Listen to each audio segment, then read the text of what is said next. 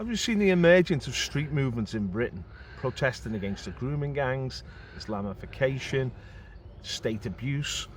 The BBC have come in to try and sort of analyse and understand these street movements, and they've started to stick labels on them almost immediately.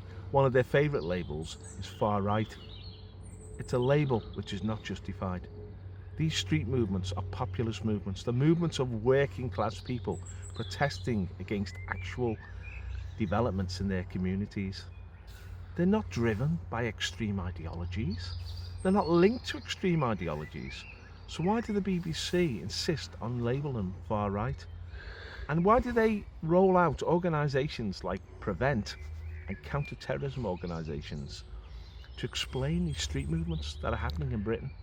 Talking about the Democratic Football Lads Alliance, we're talking about movements to defend women and children from grooming gangs, and they roll out the Prevent movement, Prevent spokespeople, as if they're giving an objective assessment to these movements, when they're not.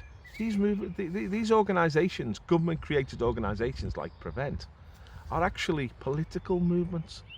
They've actually got a political slant, and they're there to demonise working class people and to talk about terrorism. What's it got to do with terrorism?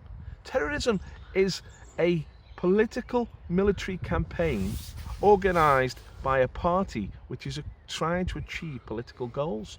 It involves bombings and shootings and a campaign of terror, a deliberate military or paramilitary campaign to rock the boat. These street movements have got nothing to do with that. They've got nothing to do with terrorism at all. There's no such thing as far-right terrorism in Britain. It simply does not exist. It's a fabrication. So why does the like of Katie Razzle for the BBC insist on putting these street movements into that box, into that pigeonhole? It's inappropriate, and it's not true, and it doesn't explain what these movements are all about and the legitimacy of their campaigns. So what we see really is an attempt to demonise these movements. And why is that? They're trying to sort of balance up Islamic terrorism, which is all over the world, which is a mass phenomenon, which has taken hundreds of thousands of lives, which is an organised military campaign. They're trying to associate that with popular protest movements in Britain. There's no equivalence. It's totally bogus. And the BBC should not be allowed to get away with this. Neither should they be allowed to get away with constantly demonising activists and working class communities as sort of fascist and far right and extreme. They're not extreme. We're faced with extreme circumstances where thousands, tens of thousands, hundreds of thousands of English children are being groomed and raped and prostituted and drugged by predominantly Pakistani grooming gangs. That's a reality that we're trying to highlight and which the state refused to respond to because of fear of racism, being accused of racism. That's the real problem. That's the real extremism, that the state will not face reality as it is because of fear of being labelled, negative labels. It's comical. It's comical, but it's tragic because a lot of these children have suffered. And we need these issues to be addressed. We need to get proper representation for working class people. The BBC, they've created the working class monster. We're demonised before we even open our mouths. The Labour Party now, its representatives are drawn from the professions. They're middle class people. They're not working class people. They don't have a working class perspective. It's so... When Katie Razzle has this negative approach to working class activism, she treats it straight away as if it's a problem, as if it's troublesome. No, it's something that should be encouraged.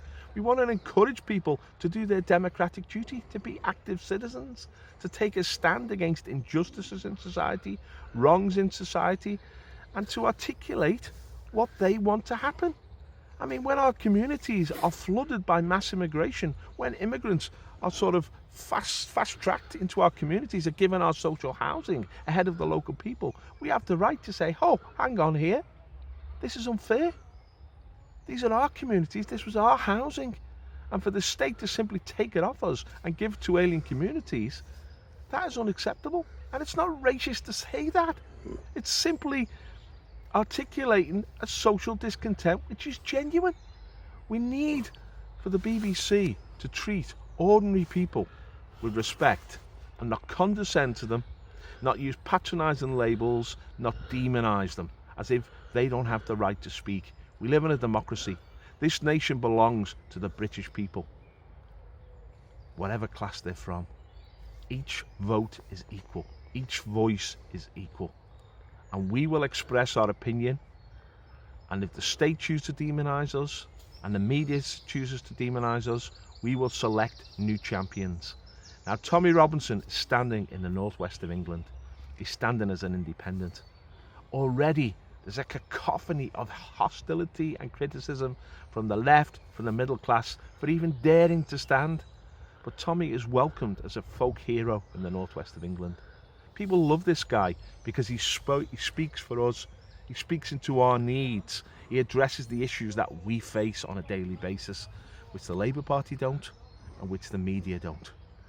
So I would sort of ask everybody in the northwest of England, I'm speaking here today from Liverpool, to get behind Tommy in his campaign, to put the boot in the backside of the BBC and the patronising Labour Party, and the Conservative Party doesn't even care about us at all.